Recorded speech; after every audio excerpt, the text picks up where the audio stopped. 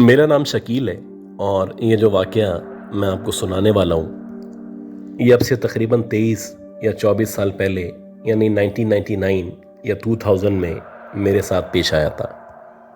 मुझे अच्छी तरह याद है कि उस दौर में मेरे पास एक टैक्सी हुआ करती थी और अक्सर मैं अपने गुज़रो औकात के लिए या अपने घर के खर्चे के लिए टैक्सी को चलाया करता था। मेरी कोशिश होती थी कि टैक्सी विद इन सिटी ही चलाऊं, लेकिन अगर कोई जानने वाला या करीबी मोहल्ले वाला अगर चाहता कि मैं दूसरे शहर में उसको लेके चले जाऊं तो मैं उसके लिए भी मना नहीं किया करता था। वैसे ही मुझे याद है कि दिसंबर का एंड चल रहा था और कराची में शदीद सर्दी के साथ साथ बारिश हो रही थी। तो हमारे मोहल्ले में ही एक आगा साहब रहा करते थे। उन्होंने रात के तकरीबन 10 साढ़े 10 बजे मुझे कहा कि उनकी फैमिली में हैदराबाद के अंदर किसी की डेथ हो गई है और उनको फ़ौरन यानी इसी वक्त हैदराबाद के लिए रवाना होना पड़ेगा। खैर, क्योंकि मोहल्लेदारी भी थी और हमारे जो इनसे ताल्लुकात थे वो बहुत अच्छे थे, तो मैंने फ़ौरन से उनके साथ जाने के लिए हामी भर ली। हम लोग तकरीबन 11 या सवा 11 बजे तक कराची से हैदराबाद के लिए रवाना हुए और ये जो सफ़र था ये तकरीबन 2.5 घंटे के बराबर सफ़र था। अब मेरी जो उनसे बातचीत हुई थी वो ये हुई थी कि मुझे उनको हैदराबाद में ड्रॉप करना है और हैदराबाद में ड्रॉप करने के बाद या तो मैं किसी सवारी का वेट करूँगा या फिर वो मुझे पैसे दे देंगे, यानी कि वापसी के पैसे भी वो मुझे एडवांस में दे देंगे। और अगर मुझे सवारी नहीं मिलेगी तो जाहिर सी बात है मैं वहाँ से खाली वापस आ जाऊँगा। तो वैसे ही जब मैंने उनको वहाँ पे ड्रॉप किया तो रात के तकरीबन 1:45-2 बजे का टाइम था और इतनी सर्दी में इस वीरान रास्ते पे हैदराबाद से कराची के लिए सवारी मिलना तकरीबन नामुमकिन था। लेकिन फिर भी मैं दिल के बहलाने के लिए काफ़ी देर तक स्टॉप पे खड़ा रहा और मैं वेट करता रहा कि अगर कोई सवारी मिल सके। मैं इस बात पे भी राज़ी था कि अगर एक सवारी भी मिल जाएगी तो चलो जाने के पैसे यानी पेट्रोल का जो खर्चा है वो निकल आएगा। आधे घंटे तक वहाँ पे वेट करने के बावजूद जब कोई सवारी नहीं मिली तो बिलाखिर मैंने अपनी गाड़ी को यानी टैक्सी को स्टार्ट किया और स्टार्ट करने के बाद टूल प्लाजा की तरफ यानी कि सुपर हाईवे की तरफ बढ़ने लगा। अब मुझे यकीन था कि ये जो रास्ता है इस रास्ते में मैं गाड़ी को दौड़ाने की कोशिश करूँगा ताकि 2 घंटे के या सवा 2 घंटे के अंदर अंदर खैरियत से कराची पहुँच सकूँ। खैर, मैं खैरियत से कराची के लिए रवाना हो चुका था और सुपर हाईवे पे मुझे गाड़ी चलाते हुए तकरीबन आधे से पौन घंटा गुजर चुका था। अब क्योंकि वैसे भी बारिश हो रही थी और शदीद सर्दी हो रही थी तो इस रोड पे इस हाईवे पे जो ट्रैफिक था वो ना होने के बराबर था। कभी कभी दूर से कोई इक्का दुक्का गाड़ी नज़र आ जाती, वरना जितना भी रास्ता था ऑलमोस्ट जो मैंने तय किया था वो अकेले ही तय किया था।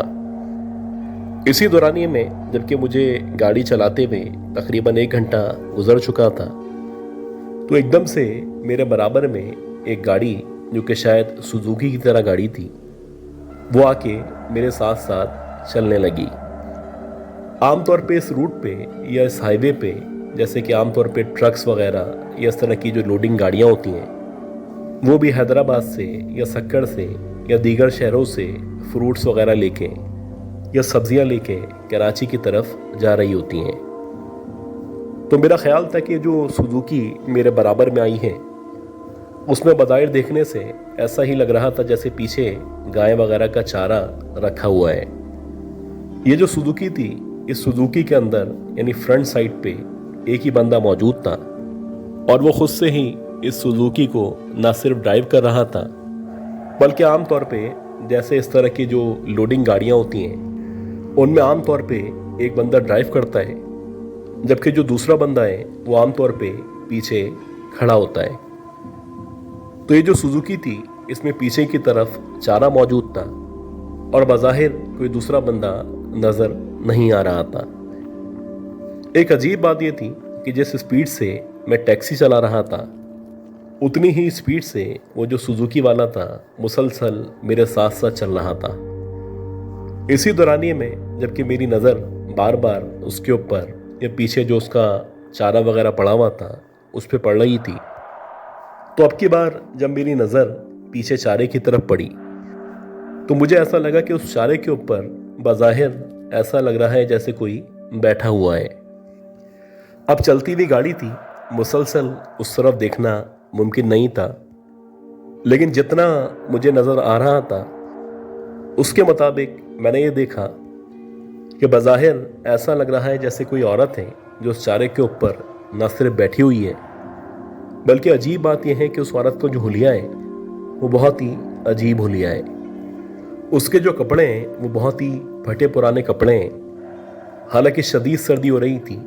और इसके साथ साथ मुसलसल बारिश भी हो रही थी,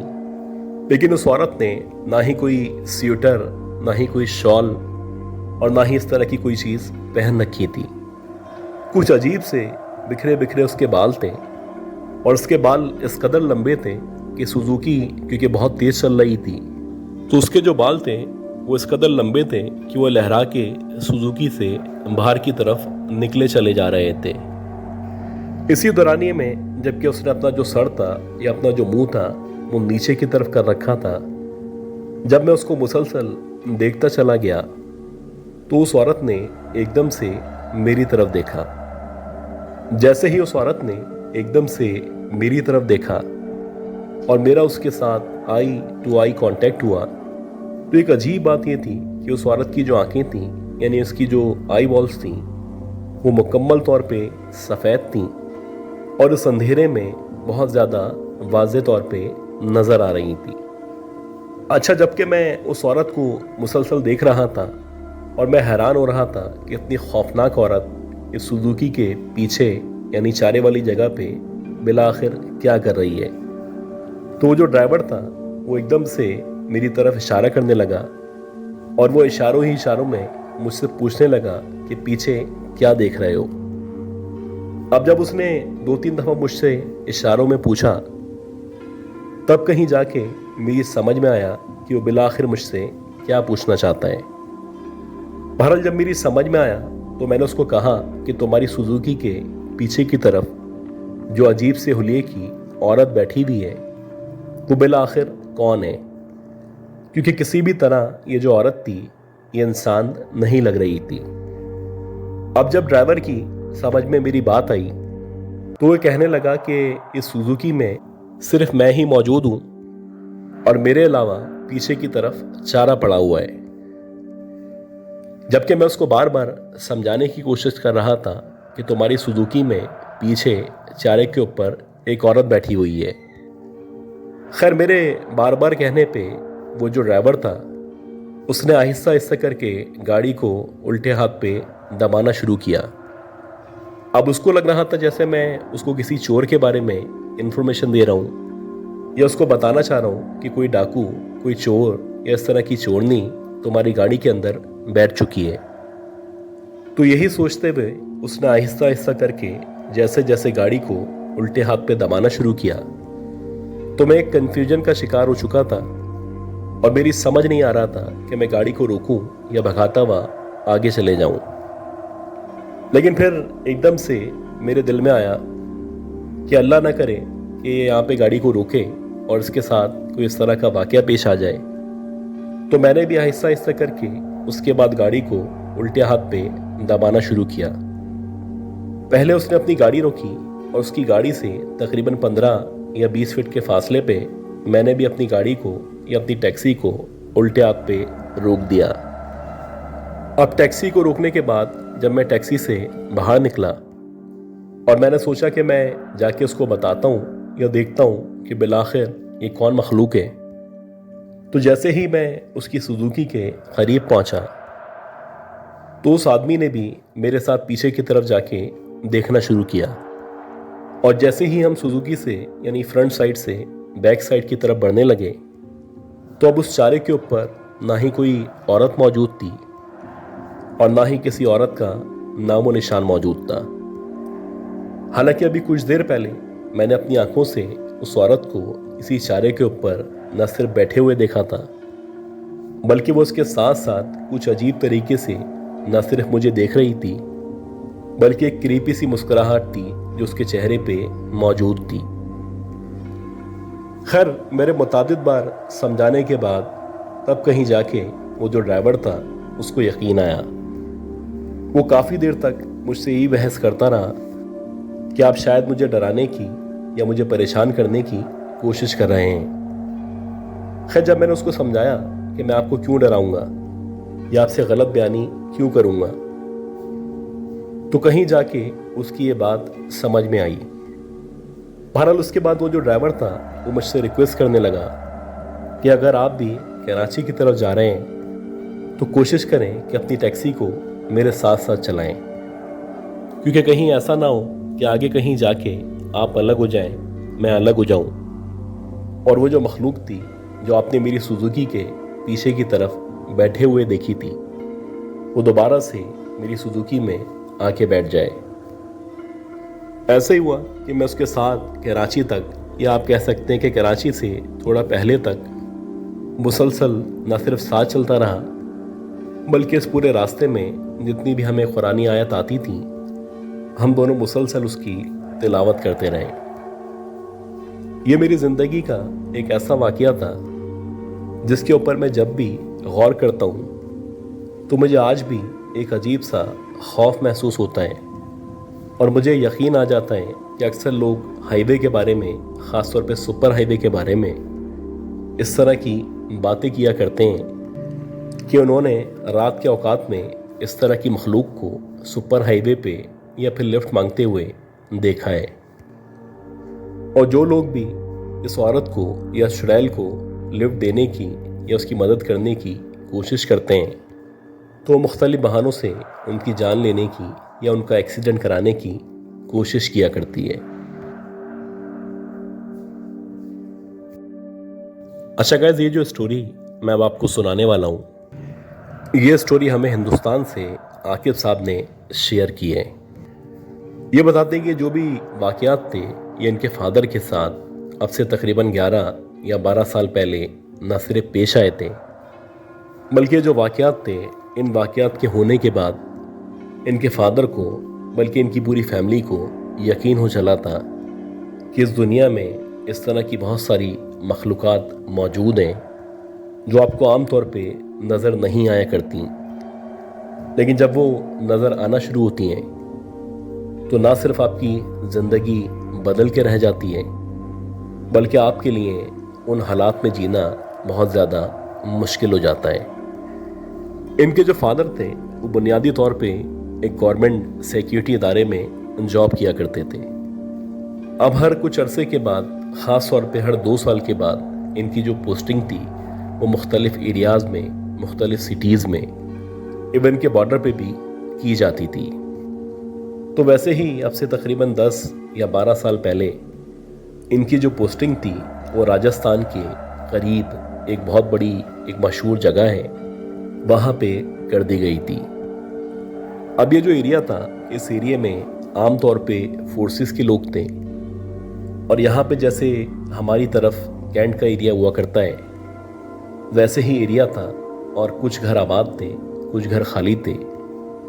यानी कि एक मुकम्मल तौर पे वीरान और सुनसान जगह पे ये पूरी की पूरी कम्युनिटी या पूरा एरिया मौजूद था। अब ये जो घर इनको मिला था ये गवर्नमेंट की तरफ से मिला था, और अजीब बात ये थी कि ये जो घर था बज़ाहिर बहुत बड़ा सा घर था, लेकिन इस घर के या इस क्वार्टर के अंदर एक कमरा ऐसा था जो बिल्कुल आखिर में मौजूद था, और उस क्वार्टर के अंदर जो दरवाजे थे उनको बाकायदा ताला लगाने के बाद वेल्ड कर दिया गया था, यानी कि उस कमरे को कुछ इस तरह से बंद कर दिया गया था कि कोई भी उस कमरे को ना ही इस्तेमाल कर सके और ना ही उस कमरे में जाने का सोच सके। अब शुरू के जो दिन थे ये बताते हैं कि उन दिनों में हमने भी उस कमरे को खोलने की या उस तरफ जाने की कोशिश नहीं की, लेकिन जैसे जैसे टाइम गुजरा तो हम लोग का जो इश्तियाक था वो बढ़ता चला जा रहा था, और हम चाहते थे कि बिलाखिर इस कमरे के अंदर जो भी मौजूद है हम उसको देखें या इस कमरे को कम से कम खोलने की कोशिश करें। और ऐसे ही हुआ कि एक दफ़ा हमने अपने फादर के साथ मिलके जो भी वहाँ पे ताले थे या जो भी वेल्डिंग वगैरह की गई थी उसको ना सिर्फ ख़त्म करवाया बल्कि बिला आखिर कामयाबी के साथ ये जो कमरा था इसका दरवाज़ा खोल के इसके अंदर दाखिल हो गए। अब जब हम लोगों ने ये कमरा खोला तो इस कमरे को खोलते ही एक अजीब सी ठंडक थी जो पूरे के पूरे क्वार्टर में न सिर्फ फैल चुकी थी बल्कि एक अजीब सी धीमी धीमी सी खुशबू थी जो मुसलसल उस कमरे से निकलती चली आ रही थी। बज़ाहिर ये जो कमरा था, इस कमरे के अंदर एक पलंग पड़ा हुआ था जो कि तकरीबन 15 से 20 साल से शायद यहीं पे मौजूद था, और कुछ कुर्सियां थीं जिन पे बेतहाशा धूल जमी हुई थी।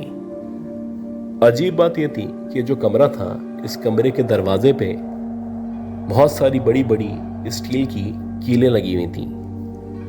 खैर हमारे जो फादर थे उन्होंने जब इस कमरे को खोला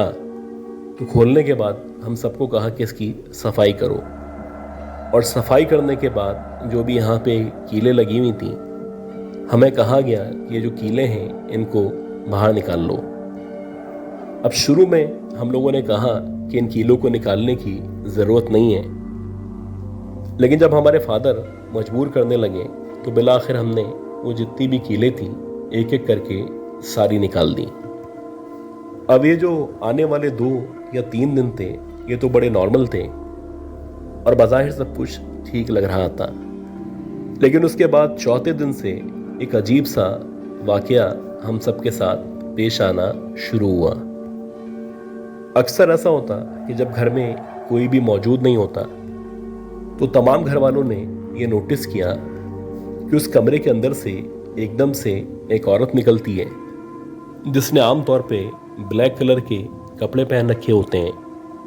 और ऐसा लगता है कि उसका जो आधा चेहरा है वो नज़र आ रहा है, जबकि उसका जो आधा चेहरा है वो उसके बालों में छुपा हुआ है। वो औरत उस कमरे से बाहर निकलती है और कमरे से होती हुई जहाँ पे वॉशरूम है उस तरफ जाके देखते ही देखते गायब हो जाती है। अब ये जो औरत नज़र आना शुरू हुई थी ये ना सिर्फ हमें नज़र आ रही थी बल्कि जितने भी फैमिली मेम्बर्स थे उन सब ने एक एक करके उस औरत को देख लिया था। इसके साथ साथ एक दफ़ा ऐसा हुआ कि रात के तकरीबन 2 या 3 बजे का टाइम था। मेरी जो मदर थी वो किसी वजह से जाग रही थी। एकदम से उनको ऐसा लगा कि उसी आखिरी वाले कमरे का दरवाज़ा खुला है, और जैसे ही उस कमरे का दरवाज़ा खुला है तो उस दरवाज़ा खुलने के साथ एक अजीब सा वजूद है जो कि बज़ाहिर देखने से आधा इंसान लग रहा है, यानी उसकी जो शक्ल है वो किसी इंसान की तरह है, जबकि उसका जो बाकी हिस्सा है वो ऐसा लग रहा है जैसे किसी भालू या किसी रीछ का जिस्म है। और वो एकदम से उस रूम से निकला है और कुछ अजीब से तरीके से मेरी मदर को देखता हुआ ऐसा लगा है जैसे वो सहन की तरफ गया है। अब जैसे ही मेरी मदर ने इतना खौफनाक मंजर देखा और इस अजीबुल खलकत मखलूक को देखा तो एकदम से ना सिर्फ उनकी तबीयत ख़राब हो गई